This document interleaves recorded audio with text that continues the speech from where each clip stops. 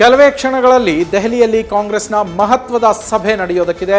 High command ನಾಯಕರ ಜೊತೆಯಲ್ಲಿ ಹಂಗಾಮಿ ಸಿಎಂ ಸಿದ್ದರಾಮಯ್ಯ ಹಾಗೆ ನಿಯೋಜಿತ ಸಿಎಂ ಡಿಕೆ ಶಿವಕುಮಾರ್ ಈ ಸಭೆಯನ್ನ ನಡೆಸ್ತಾರೆ.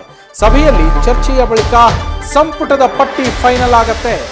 ರಾಹುಲ್ ಗಾಂಧಿ ನೇತೃತ್ವದಲ್ಲಿ ನಡೆಯಲಿರುವಂತಹ ಈ ಮೀಟಿಂಗ್ನಲ್ಲಿ ಫೈನಲ್ ಆಗಬೇಕು. ಸಂಜೆಯ ಒಳಗೆ ಸಚಿವ ಸಂಪುಟ ಸೇರೋರ ಪಟ್ಟಿ ಪೂರ್ಣಗೊಳ್ಳುವ ನಿರೀಕ್ಷೆ ಇರುವಂಥದ್ದು. ಕೆಪಿಸಿಸಿ ಅಧ್ಯಕ್ಷ, ರಾಜ್ಯಸಭೆ ಅಭ್ಯರ್ಥಿಗಳು ಹಾಗೆ ಎಂಎಲ್ಸಿ ಅಭ್ಯರ್ಥಿಗಳ ಆ ಎಲೆಕ್ಷನ್ನ ಬಗ್ಗೆಯೂ ಕೂಡ ಇದೇ ಸಭೆಯಲ್ಲಿ ಚರ್ಚೆ ನಡೆಯುವ ನಿರೀಕ್ಷೆಗಳು ಹೆಚ್ಚಾಗಿರುವಂಥದ್ದು. ಈಗಾಗಲೇ ಸಿದ್ದರಾಮಯ್ಯ ಮತ್ತು ಡಿಕೆ ಶಿವಕುಮಾರ್ ಅವರು ದೆಹಲಿಗೆ ನಿನ್ನೆಯೇ ಹೋಗಿ ಹೈಕಮಾಂಡ್ ನಾಯಕರ ಜೊತೆ ಚರ್ಚೆಗೋಸ್ಕರ ಪ್ರಯತ್ನವನ್ನ ಮಾಡ್ತಾ ಇರುವಂಥದ್ದು. ಇವತ್ತು ಆ ಭೇಟಿಯಾಗೋದಕ್ಕಿದೆ. ರಾಹುಲ್ ಗಾಂಧಿ, ಕೆಸಿ ವೇಣುಗೋಪಾಲ್ ಹೀಗೆ ಹೈಕಮಾಂಡ್ನ ನಾಯಕರು ದೆಹಲಿಯಲ್ಲಿ ಸಿಗದಿದ್ದ ಕಾರಣ ಚರ್ಚೆ ಆಗಿರಲಿಲ್ಲ. ಇದೀಗ ಇವತ್ತು ಬೆಳಗ್ಗೆ 11 ಗಂಟೆಗೆ ಸಭೆ ನಿಗದಿಯಾಗಿತ್ತು. ಇನ್ನೇನು ಕೆಲವೇ ಕ್ಷಣಗಳಲ್ಲಿ ಈ ಸಭೆ ಆರಂಭ ಆಗೋದಕ್ಕಿದೆ. ಎಐಸಿಸಿ ಅಧ್ಯಕ್ಷರಾಗಿರುವಂತಹ ಮಲ್ಲಿಕಾರ್ಜುನ ಖರ್ಗೆ, ಲೋಕಸಭೆಯ ವಿಪಕ್ಷ ನಾಯಕ ರಾಹುಲ್ ಗಾಂಧಿ, ಎಐಸಿಸಿ ಪ್ರಧಾನ ಕಾರ್ಯದರ್ಶಿಗಳಾದ ಕೆಸಿ ವೇಣುಗೋಪಾಲ್ ಮತ್ತು ಕರ್ನಾಟಕದ ಉಸ್ತುವಾರಿಯೂ ಆಗಿರುವಂತಹ ರಣದೀಪ್ ಸಿಂಗ್ ಸುರ್ಜೇವಾಲಾ ಇವರುಗಳ ಜೊತೆಯಲ್ಲಿ ಸಿದ್ದರಾಮಯ್ಯನವರು ಹಾಗೆ ಡಿಕೆ ಶಿವಕುಮಾರ್ ಅವರು ಮಹತ್ವದ ಸಭೆಯನ್ನ ನಡೆಸಲಿದ್ದಾರೆ. ಇನ್ನೇನು ನಾಳೆಯೇ ಡಿಕೆ ಶಿವಕುಮಾರ್ ಅವರು ಮುಖ್ಯಮಂತ್ರಿಯಾಗಿ ಪದಗ್ರಹಣವನ್ನ ಮಾಡೋದಕ್ಕಿದೆ. ಈ ಸಂದರ್ಭದಲ್ಲಿ ಅವರ ಜೊತೆಯಲ್ಲಿ ಸಚಿವ ಸಂಪುಟವನ್ನ ಸೇರುವ ಆ ಸಚಿವರುಗಳು ಯಾರು ಅನ್ನುವ ಕುತೂಹಲದ ಪ್ರಶ್ನೆ ಸದ್ಯಕ್ಕೆ ಇರುವಂಥದ್ದು. ಆ ಪ್ರಶ್ನೆಗೆ ಉತ್ತರವನ್ನ ಕಂಡುಕೊಳ್ಳುವ ನಿಟ್ಟಿನಲ್ಲಿ ಇವತ್ತಿನ ಸಭೆಯಲ್ಲಿ ಮಹತ್ವದ ಚರ್ಚೆಯನ್ನ ನಡೆಸ್ತಾರೆ ಸಿದ್ದರಾಮಯ್ಯ ಮತ್ತು ಡಿಕೆ ಶಿವಕುಮಾರ್ ಅವರು. ಇಬ್ಬರು ನಾಯಕರು ಕೂಡ ತಮ್ಮದೇ ಆದಂತಹ ಪಟ್ಟಿಯನ್ನ ಸಿದ್ಧಪಡಿಸಿಕೊಂಡು ಹೋಗಿದ್ದಾರೆ ಅನ್ನುವ ಮಾಹಿತಿ ಇದೆ. ತಮ್ಮ ಆಪ್ತರಿಗೂ ನ್ಯಾಯವನ್ನು ಕೊಡಿಸಬೇಕು, ಹಾಗೆ ಹೊಸ ಮುಖಗಳಿಗೂ ಅವಕಾಶವನ್ನು ಕೊಡಬೇಕು. ಎಲ್ಲಕ್ಕಿಂತಲೂ ಮುಖ್ಯವಾಗಿ 2028ರ ಚುನಾವಣೆಯಲ್ಲಿ ಮತ್ತೊಮ್ಮೆ ಕಾಂಗ್ರೆಸ್ ಸರ್ಕಾರ ಗೆಲ್ಲಬೇಕು ಅಂದರೆ, ಅದಕ್ಕೆ ಪೂರಕವಾದಂತಹ ವಾತಾವರಣ ನಿರ್ಮಾಣ ಆಗಬೇಕು ಅಂದರೆ ಅದಕ್ಕೆ ಸರಿ ಹೋಗುವ ರೀತಿಯಲ್ಲಿ ನಾಯಕರನ್ನ ಆಯ್ಕೆ ಮಾಡಬೇಕು ಸಚಿವ ಸ್ಥಾನಕ್ಕಾಗಿ. ಆ ನಿಟ್ಟಿನಲ್ಲಿ ತಮ್ಮ ಪಟ್ಟಿಗಳನ್ನು ಸಿದ್ಧಪಡಿಸಿಕೊಂಡು ಹೋಗಿದ್ದಾರೆ.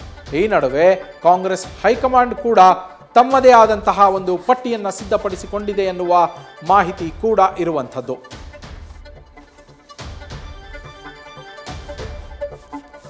ನಮ್ಮ ಪೊಲಿಟಿಕಲ್ ಕರೆಸ್ಪಾಂಡೆಂಟ್ ಹರೀಶ್ ಲೈವ್ನಲ್ಲಿ ಜಾಯ್ನ್ ಆಗಿದ್ದಾರೆ. ಹರೀಶ್, ದೆಹಲಿಗೆ ಸಿದ್ದರಾಮಯ್ಯ ಮತ್ತು ಡಿಕೆ ಶಿವಕುಮಾರ್ ಅವರು ನಿನ್ನೆಯೇ ಹೋಗಿದ್ದಾರೆ. ಇದೀಗ ಹೈಕಮಾಂಡ್ ನಾಯಕರ ಜೊತೆಯಲ್ಲಿ ಚರ್ಚೆ ಮಾಡೋದಕ್ಕೂ ಕೂಡ ಅವರು ರೆಡಿ ಆಗಿರುವಂಥದ್ದು. ಇನ್ನೇನು ಕೆಲವೇ ಕ್ಷಣಗಳಲ್ಲಿ ಸಭೆ ಆರಂಭ ಆಗೋದಕ್ಕಿದೆ. ಏನೆಲ್ಲ ಚರ್ಚೆ ಆಗತ್ತೆ, ಸಂಪುಟ ಸೇರುವ ನಿರೀಕ್ಷೆಯಲ್ಲಿರುವ ಯಾರ್ಯಾರಿಗೆ ಸಿಹಿ ಸುದ್ದಿ ಸಿಗುವ ಸಾಧ್ಯತೆಗಳಿದೆ ಹರೀಶ್? ನವೀನ್, ಬಹಳ ಮುಖ್ಯವಾಗಿರುವಂಥದ್ದು ಕೆಲವೇ ಹೊತ್ತಿನಲ್ಲಿ ಕೂಡ ರಾಹುಲ್ ಗಾಂಧಿ ಅವರ ನೇತೃತ್ವದಲ್ಲಿ ದೆಹಲಿಯಲ್ಲಿ ಮಹತ್ವದ ಸಭೆ ಕೂಡ ನಡೆಯುತ್ತೆ. ಸಿದ್ದರಾಮಯ್ಯ ಮತ್ತು ಡಿಕೆ ಶಿವಕುಮಾರ್ ಅವ್ರ ಜೊತೆ ಮಹತ್ವದ ಮಾತುಕತೆಯನ್ನು ಕೂಡ ರಾಹುಲ್ ಗಾಂಧಿ ಅವರು ನಡೆಸ್ತಾರೆ ಅನ್ನುವಂಥ ಮಾಹಿತಿ ಲಭ್ಯ ಆಗ್ತಿದೆ. ನಾಳೆ ಡಿಕೆ ಶಿವಕುಮಾರ್ ಅವರು ರಾಜ್ಯದ ಮುಖ್ಯಮಂತ್ರಿಯಾಗಿ ಪ್ರಮಾಣ ವಚನವನ್ನು ಸ್ವೀಕರಿಸ್ತಾ ಇದ್ದಾರೆ. ಸೊ ಹೀಗಾಗಿ ಸಚಿವ ಸಂಪುಟ ಕಸರತ್ತು ಈಗ ದೆಹಲಿಯಲ್ಲಿ ಬಿರುಸಿನಿಂದ ನಡೀತಾ ಇದೆ. ಎಐಸಿಸಿ ಅಧ್ಯಕ್ಷ ಮಲ್ಲಿಕಾರ್ಜುನ ಖರ್ಗೆ, ಎಐಸಿಸಿ ಪ್ರಧಾನ ಕಾರ್ಯದರ್ಶಿ ಕೆಸಿ ವೇಣುಗೋಪಾಲ್ ಸೇರಿದಂತೆ ಹಲವು ಪ್ರಮುಖ ನಾಯಕರು ಕೂಡ ಈ ಒಂದು ಸಭೆಯಲ್ಲಿ ಪಾಲ್ಗೊಳ್ತಾ ಇದ್ದಾರೆ. ಈಗಾಗಲೇ ಸಿದ್ದರಾಮಯ್ಯ ಮತ್ತು ಡಿಕೆ ಶಿವಕುಮಾರ್ ತಮ್ಮದೇ ಆದಂಥ ಪಟ್ಟಿಗಳನ್ನ, ಸಚಿವರ ಪಟ್ಟಿಗಳನ್ನ ಕೂಡ ಕೊಟ್ಟಿದ್ದಾರೆ. ಮತ್ತೊಂದು ಹಂತದಲ್ಲಿ ಹೈಕಮಾಂಡ್ ಪಟ್ಟಿ ಕೂಡ ಸಿದ್ಧವಾಗಿದೆ. ಈ 3 ಪಟ್ಟಿಗಳು ಸೇರಿ ಒಂದು ಹಂತದಲ್ಲಿ ಸಚಿವರ ಪಟ್ಟಿ ಅಂತಿಮ ಆಗುತ್ತೆ ಸಂಜೆ ಒಳಗಡೆ ಅನ್ನುವಂಥ ಮಾಹಿತಿ ಲಭ್ಯ ಆಗ್ತಿದೆ. ಸೊ ಈಗ ಡಿಕೆ ಶಿವಕುಮಾರ್ ಅವ್ರ ಜೊತೆಗೆ ಎಷ್ಟು ಜನ ಸಚಿವರು ಪ್ರಮಾಣ ವಚನ ಸ್ವೀಕರಿಸ್ತಾರೆ ಅನ್ನುವಂಥ ಮಾಹಿತಿಗಳು ಕೂಡ ಈಗ ಗೊತ್ತಾಗ್ತಾ ಇದೆ. ಒಂದು ಹಿರಿಯರು ಕೂಡ ಹೆಚ್ಚಿನ ಸಂಖ್ಯೆಯಲ್ಲಿ ಪ್ರಮಾಣ ವಚನ ಸ್ವೀಕರಿಸ್ತಾರೆ ಡಿಕೆ ಶಿವಕುಮಾರ್ ಅವ್ರ ಜೊತೆ ಅನ್ನುವಂಥದ್ದು ಕೂಡ ಈಗ ಗೊತ್ತಾಗ್ತಿದೆ. ಅಂದರೆ ಈ ಕಳೆದ ಸಿದ್ದರಾಮಯ್ಯ ಸಂಪುಟದಲ್ಲಿ ಇದ್ದಂಥ ಹಿರಿಯ ಸಚಿವರು ಬಹುತೇಕ ಕೂಡ ಈಗ ಮೊದಲ ಹಂತದಲ್ಲೇ ಪ್ರಮಾಣ ವಚನ ಸ್ವೀಕರಿಸ್ತಾರೆ ಅನ್ನುವಂಥ ಮಾಹಿತಿ ಲಭ್ಯ ಆಗ್ತಿದೆ. ಸೊ ಒಂದು ರಾಹುಲ್ ಗಾಂಧಿ, ವೇಣುಗೋಪಾಲ್ ಅವರು, ಖರ್ಗೆ ಅವರ ಮೇಲೆ ನಿರಂತರವಾಗಿ ಹಿರಿಯ ನಾಯಕರು ಕೂಡ ಒತ್ತಡವನ್ನು ಹಾಕಿದ್ದಾರೆ. ಹಾಗಾಗಿ ಮೊದಲ ಹಂತದಲ್ಲೂ ಕೂಡ ಅವರಿಗೆ ಅಪಮಾನ ಆಗಬಾರ್ದು, ಅಗೌರವ ಆಗಬಾರ್ದು ಅನ್ನುವಂಥ ನಿಟ್ಟಿನಲ್ಲಿ ಅವ್ರಿಗೂ ಕೂಡ ಪ್ರಮಾಣ ವಚನಕ್ಕೆ ಅವಕಾಶವನ್ನು ಕಲ್ಪಿಸ್ತಾರೆ ಡಿಕೆ ಶಿವಕುಮಾರ್ ಅವ್ರ ಜೊತೆ ಅನ್ನುವಂಥ ಮಾಹಿತಿ ಲಭ್ಯ ಆಗ್ತಿದೆ. ಉಳಿದಂತೆ ಡಿಕೆ ಶಿವಕುಮಾರ್ ಅವರು ಒಂದಷ್ಟು ಪಟ್ಟಿಗಳನ್ನ ಕೊಟ್ಟಿದ್ದಾರೆ, ಹೊಸ ಮುಖಗಳು. ಈಗ 6 ಜನ ಹಿರಿಯ ಸಚಿವರು ಇದ್ದಾರೆ, ಅದರಲ್ಲಿ ಇಬ್ಬರಿಗೆ ಹೊಸ ಫೇಸ್, ಅದರ ಹೊಸಬರಿಗೆ ಅವಕಾಶ ಕೊಡಬೇಕು ಅನ್ನುವಂಥ ಫಾರ್ಮುಲಾ ಹೈಕಮಾಂಡ್ ಮಟ್ಟದಲ್ಲಿ ಸಿದ್ಧವಾದಂತೆ ಕಾಣಿಸ್ತೈತೆ. ಹಾಗಾಗಿ ಈಗ ಮೊದಲ ಹಂತದಲ್ಲಿ 8 ರಿಂದ 12 ಜನ ಡಿಕೆ ಶಿವಕುಮಾರ್ ಅವ್ರ ಜೊತೆ ಪ್ರಮಾಣ ವಚನವನ್ನು ಸ್ವೀಕರಿಸ್ತಾರೆ ಅನ್ನುವಂಥ ಮಾತುಗಳು ಕೂಡ ಈಗ ಕೇಳಿಬರ್ತಿದೆ. ಸೊ ಹಾಗಾಗಿ ಎರಡನೇ ಹಂತದಲ್ಲಿ ಉಳಿದವರಿಗೆ ಕೂಡ ಪ್ರಮಾಣ ವಚನಕ್ಕೆ ಅವಕಾಶ ಕಲ್ಪಿಸುವಂಥ ನಿಟ್ಟಿನಲ್ಲಿ ಕೂಡ ಪಟ್ಟಿಯನ್ನು ಸಿದ್ಧಪಡಿಸಲಾಗುತ್ತೆ ಅಂತ ಹೇಳಲಾಗ್ತಿದೆ. ಆದರೆ ಎಲ್ಲದಕ್ಕಿಂತಲೂ ಡಿಕೆ ಶಿವಕುಮಾರ್ ಅವ್ರ ಜೊತೆಗೆ ಪ್ರಮಾಣ ವಚನ ಸ್ವೀಕರಿಸುವಂತಹ ಸಚಿವರ ಪಟ್ಟಿ ಇವತ್ತು ಬಹುತೇಕ ಸಂಜೆ ಒಳಗಡೆ ಅಂತಿಮ ಆಗುತ್ತೆ ಅನ್ನುವಂಥ ಮಾಹಿತಿ ಲಭ್ಯ. ಇದ್ರ ಜೊತೆಗೆ ರಾಜ್ಯಸಭೆ ಚುನಾವಣೆ, ವಿಧಾನ ಪರಿಷತ್ ಚುನಾವಣೆಗೆ ಸಂಬಂಧಪಟ್ಟಂಗೂ ಕೂಡ ಸಿದ್ದರಾಮಯ್ಯ ಮತ್ತು ಡಿ ಕೆ ಶಿವಕುಮಾರ್ ಅವರ ಜೊತೆ ಚರ್ಚೆ ನಡೆಸ್ತಾರೆ ಅನ್ನುವಂಥ ಮಾಹಿತಿ ಲಭ್ಯ ಆಗಿದೆ. ಜೊತೆಗೆ ಹೆಚ್ಚುವರಿ DCM ಹುದ್ದೆಗೆ ಸಂಬಂಧಪಟ್ಟಂಗೆ ಕೂಡ ಈ ಸಭೆಯಲ್ಲಿ ಮಹತ್ವದ ಮಾತುಕತೆ ನಡೆಯುತ್ತೆ ಅಂತ ಹೇಳಲಾಗ್ತಿದೆ. ಸಿದ್ದರಾಮಯ್ಯ ಅವರು 3 DCM ಹುದ್ದೆಯನ್ನು ಸೃಷ್ಟಿಸಬೇಕು ಅನ್ನುವಂಥ ಮನವಿಯನ್ನು ಮಾಡಿದ್ದಾರೆ ಅಂತ ಹೇಳಲಾಗ್ತಿದೆ. ಹಿರಿಯರಿಗೂ ಕೂಡ ಅವಕಾಶವನ್ನು ಕೊಡಬೇಕಾಗುತ್ತೆ. ಸ್ವಲ್ಪ ಸರ್ಕಾರ ತರೋದ್ರಲ್ಲೂ ಕೂಡ ಹಿರಿಯರ ಪಾತ್ರ ಬಹಳ ಮುಖ್ಯವಾಗಿದೆ. ಹಾಗಾಗಿ ಹಿರಿಯರಿಗೆ ಪ್ರಾತಿನಿಧ್ಯವನ್ನು ಕೊಡಬೇಕು ಸರ್ಕಾರದ ಮಟ್ಟದಲ್ಲಿ.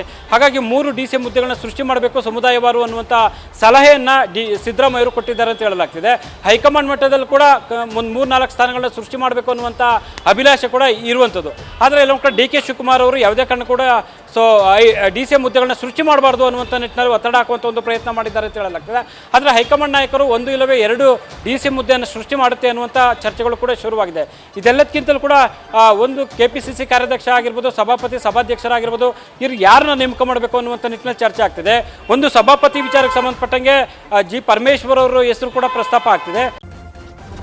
ನ್ಯೂಸ್ ಫಸ್ಟ್ ನಿರ್ಭೀತಿಯಿಂದ ನಿಮ್ಮ ಪರವಾಗಿ.